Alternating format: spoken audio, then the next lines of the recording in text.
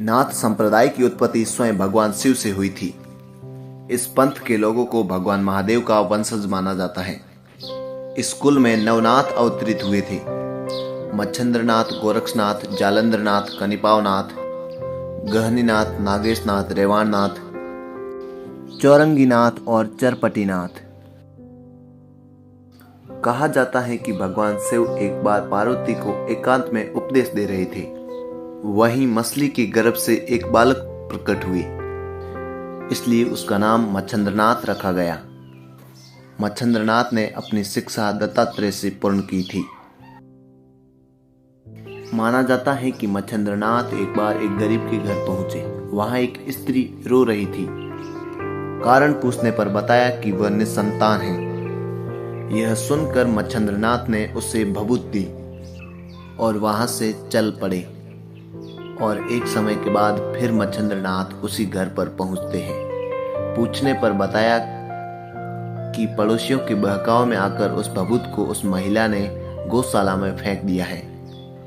मच्छंद्रनाथ गौशाला में पहुंचकर आवाज लगाई तो वहां एक 12 वर्ष का बालक प्रकट होता है।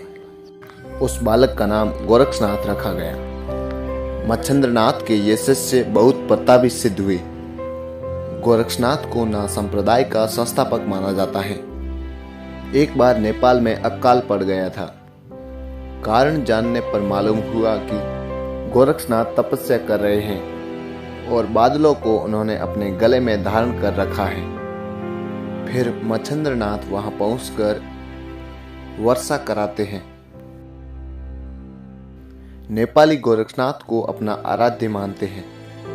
नेपाल में गोरक्षनाथ के नाम पर ही गोरखा जिला है तथा नोटों पर भी गोरक्षनाथ की ही छाप है। गोरखा रेजिमेंट का नाम भी गोरक्षनाथ के ही नाम पर रखा गया है।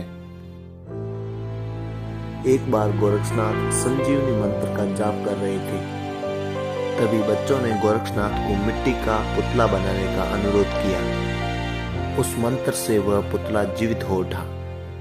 वह महापुरुष नवनाथों में से एक गहनीनाथ थे। दत्तात्रेय के दूसरे शिष्य जालंधरनाथ का जन्म यज्ञ कुंड से हुआ था। इसीलिए जालंधरनाथ को अग्निपुत्र कहा जाता है। जालंधरनाथ का लालन पालन एक राज परिवार में हुआ था। फिर सांसारिक मोहमाया को त्याग कर योगी बन गए थे। माना जाता है कि कनिपावनाथ हाथी के कान से प्रकट हुए थे। हजारी प्रसाद द्विवेदी ने अपनी पुस्तक नाथ संप्रदाय में कानिफनाथ को गोरक्षनाथ का समकालीन बताया है।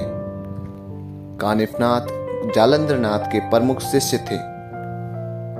कनिपावनाथ को कानिफनाथ, काननाथ, कृष्णपाद, कनिफनाथ आदि नामों से भी जाना जाता है। मढ़ी गांव में कानिफनाथ का एक भव्य मंदिर है। योगी नागेशनाथ का जन्म एक सर्पणी के गर्भ से हुआ था। नागेशनाथ नवनाथों में से एक थे। ब्रह्मपुत्र रेवाणनाथ का जन्म रेवा नदी के तट पर हुआ था। रेवा नदी को वर्तमान में नर्मदा के नाम से भी जाना जाता है। कृष्णागार का जन्म एक राज परिवार में हुआ था। कृष्णागार के पिता ने अपनी सौतेली पत्नी के बहकाव में आकर कृष्णागार को चौराहे पर काट के फिकवा दिया था। फिर गुरु गोरक्षनाथ ने उसे पुनः जीवित किया और चौरंगीनाथ नाम दिया था। चौरंगीनाथ नवनाथों में से एक है। ब्रह्मवीर्य के ईख में गिरने से एक बालक का निर्माण हुआ। उस बालक का नाम चरपटीनाथ रखा गया। चरपटीनाथ भी नवनाथों में से एक थे।